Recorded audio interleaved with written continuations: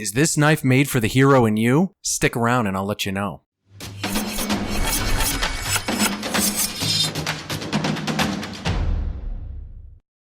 We're back! Okay, welcome back, Nerflies, to 5-Minute Knives, the channel that needs a shit shower and a shave. Today, we're going to talk about a Nerf that has been sent in multiple times for a custom Sheath, and I've acquiesced, and many of my customers have sent me this knife, and each time I get this son of a grum in hand, I'm always surprised at how beastly this blade feels in hand and how powerful this thing is. It really is a beast. So here's the sheath I made for my buddy Chad. Chad, a good customer, thank you for sending this one in, pal. I think he gave me a dealer's choice on this one. I can't remember. I decided to go gray with blood backing. I just threw a combat loop on there. I think that's what we agreed to. But you could wear this in a variety of ways. You could even get like a big D-ring and get a dangler to attach to this if you wanted to. So I also included a drop-down attachment for him as well. I know it's kind of hard to see in the bag, but this is what they look like. And this drops the whole unit down, I don't know, a couple inches. And again, you can get a D-ring and a dangler for this as well. I also toyed with the idea of building something where this rides in the middle, sometimes needed, sometimes not needed.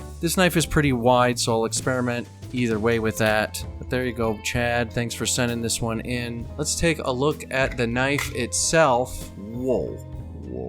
Okay, that thing's a monster. Straight up monster. Hang on, let me clean the schmutz off it. Okay, there we go. Just came from the old shopperoon. Still wearing the old sheath lube I put on there.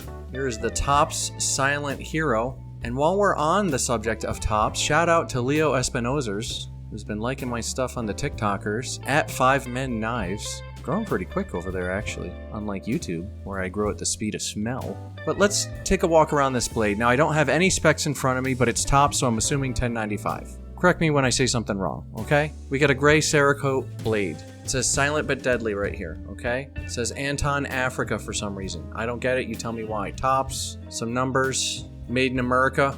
Here is the beastly blade.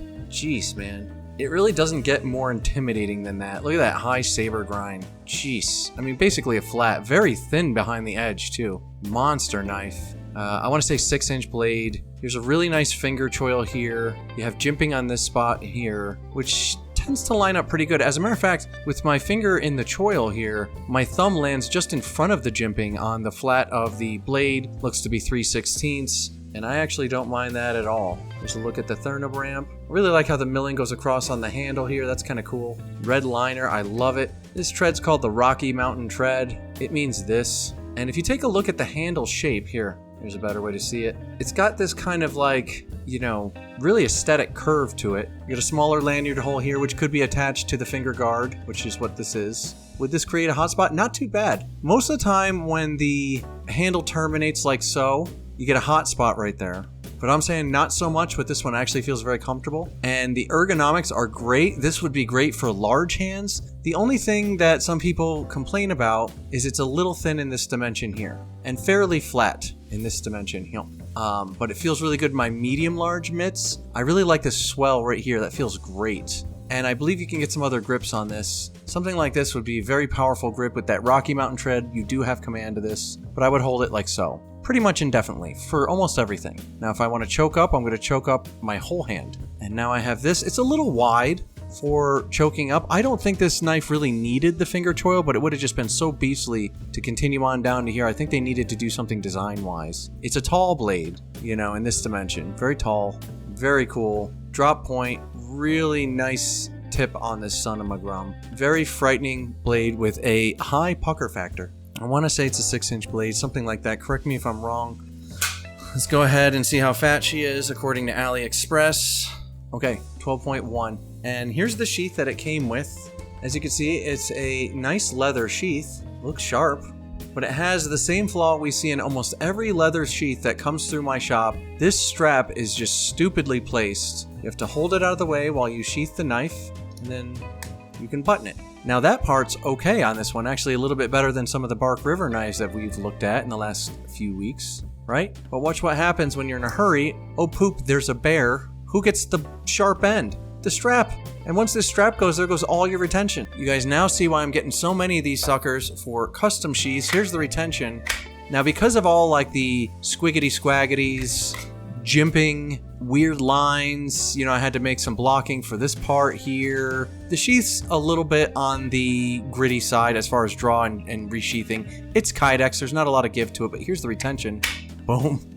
She clicks in with authority, and I actually kind of rounded this spot right in here a little bit. I brought this back a little bit because this knife, when I make a sheath for this guy, and pancake really is the only way to go for something this heavy, it just tends to flare out too much in this direction, and it gets just too tall out here, right? Does that make sense? Like this. I can't do it on camera. So I brought it back in a little bit. I think it looks good, but it's also got a functional thing. When you draw this knife, of course, you're going to push off the thumb ramp. Boom. There you go.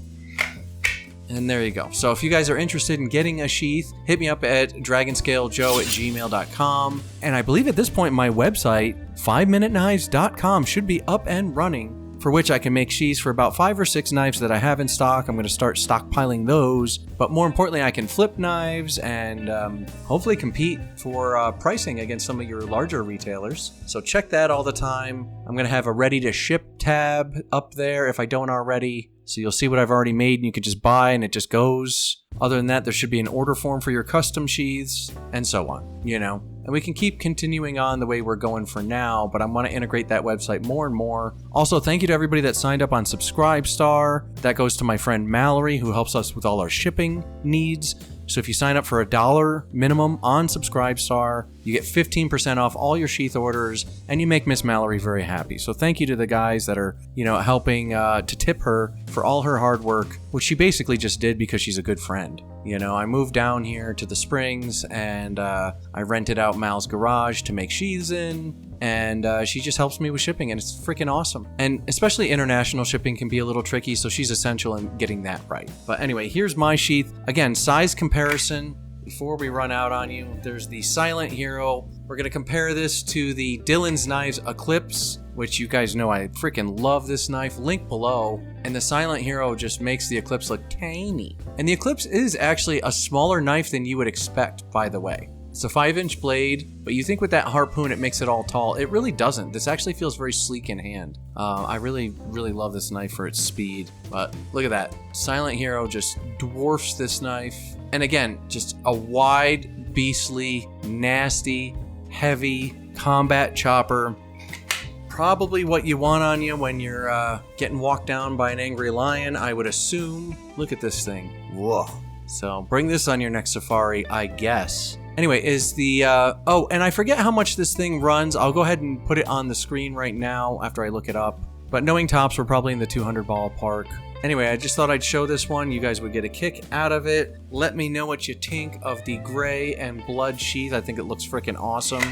Retention, once again, beastly, just like the knife itself. You guys know me. I'm a big Tops fanboy. Probably always gonna be. They have great designs. I'm a fan of 1095 steel. I really like the materials they use. The designs they have are just sick. And some of these knives are just straight up ready for war, you know? And I think this is one of them. Heavy, nasty, unruly. You know, the handle a little thin in this dimension, but it actually makes it kind of comfortable for us guys without giant hands. I actually like this. Now, if you have huge hands, this handle might feel a little spindly to you. If you have small hands, you'll be in the ballpark. Small to medium large, you'll be okay. If you have giant hands, this might be, you might want to wrap it with some tape or something. You know, some of that tennis tape, and I think you'll be good to go. So anyway, thank you to our subscribed Starians. Miss Mallory says thank you, and we will see you next time right here on 5 Minute Knives.